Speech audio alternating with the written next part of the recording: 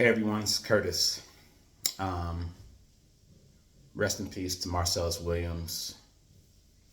I was really devastated to hear the state of Missouri executed him.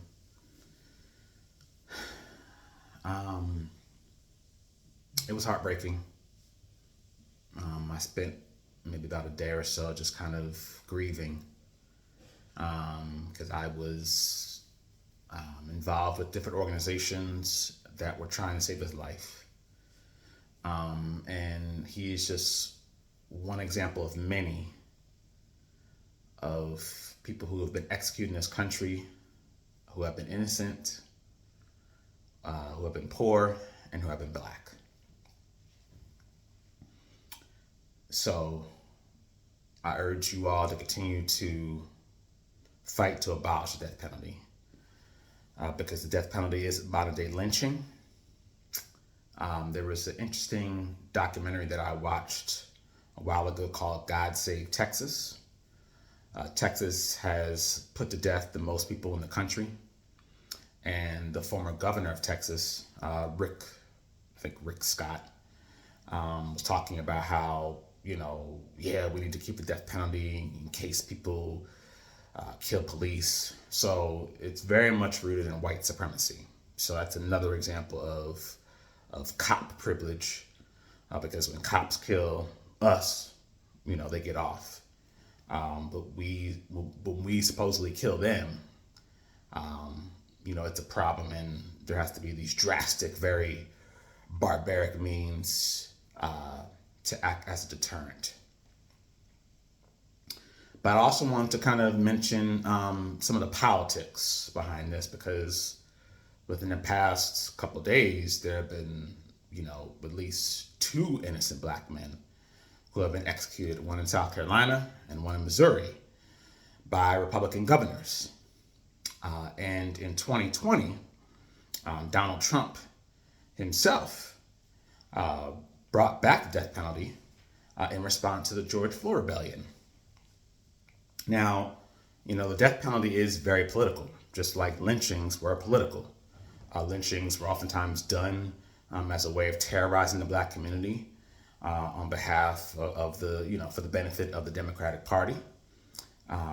They're a way of kind of unifying white folks. Whiteness in this country, essentially always unifies through genocide against black and brown people. So, Trump, used this as a tool in the 2020 election to show how tough he was to his white base. And it was also an example of white backlash.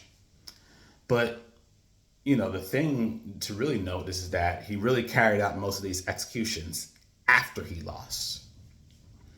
And, given the ongoing genocide of Palestinians, there's been a lot of discussion of collective punishment.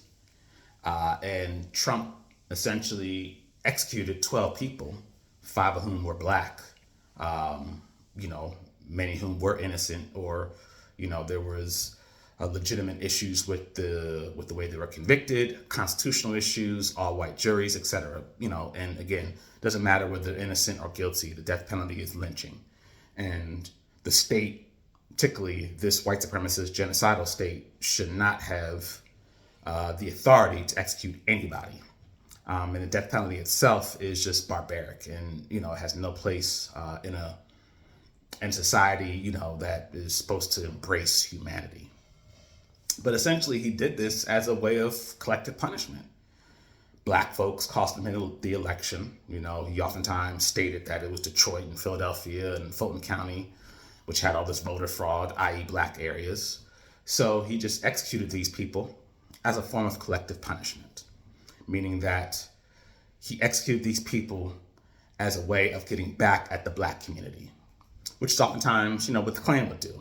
If a white person was killed, they would essentially just, hang all the enslaved people on the plantation.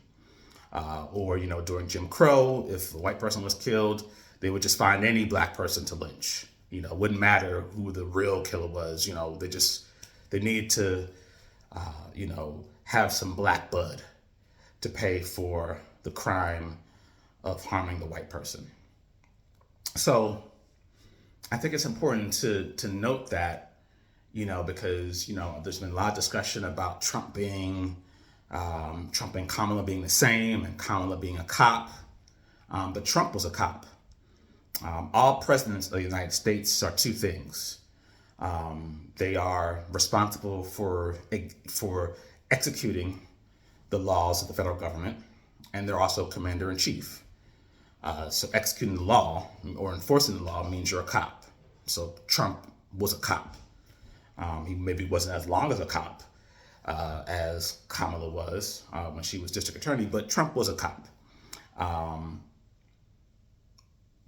it's important to note that as a cop, not only did he criminalize Black Lives Matter protesters and had the movements infiltrated and had people set up under phony charges, but he, as a vindictive form of punishment against the Black community, executed innocent Black men. And right here in this 2024 election season, we have Republicans who are executing innocent Black men again to appeal to their white base, to show how tough on Black people, i.e. tough on crime as they are. So when we talk about, there's no differences, that's a lie. We have one party that is, lynching Black people. And we have another party, which you may argue isn't doing enough to stop it. I agree with that. But it's not actively lynching Black people. It's not actively, trying to roll back white rights under Klan rhetoric, i.e. anti-white racism. So, that's important to know because, there's a lot of Black men who Trump give me a stimulus, and Trump tells the truth, he hangs up with rappers and all this other bullshit. But yeah, he is an extreme white supremacist who wants to lynch innocent Black men if he comes back into power immediately. And not only does it, is capital punishment, a racist form of punishment used as a form of collective punishment against Black people, it increases the crime rate, it increases the amount of violence. So Black men in this country are predominantly more likely to be victims of violence, whether it be violence from a white man or from within our own community. So we don't need any more capital punishment in this country. And again, it's something like this is important to keep in mind. Not that Kamala's perfect, not that I even endorse her or like her, but recognize that there is lesser two evils, and that sometimes, you have to approach voting from a way of not making things better, but prevent things from getting worse, i.e. prevent more innocent Black men from being murdered by the state. So that's all I want to say. Everyone stay safe out there. Peace.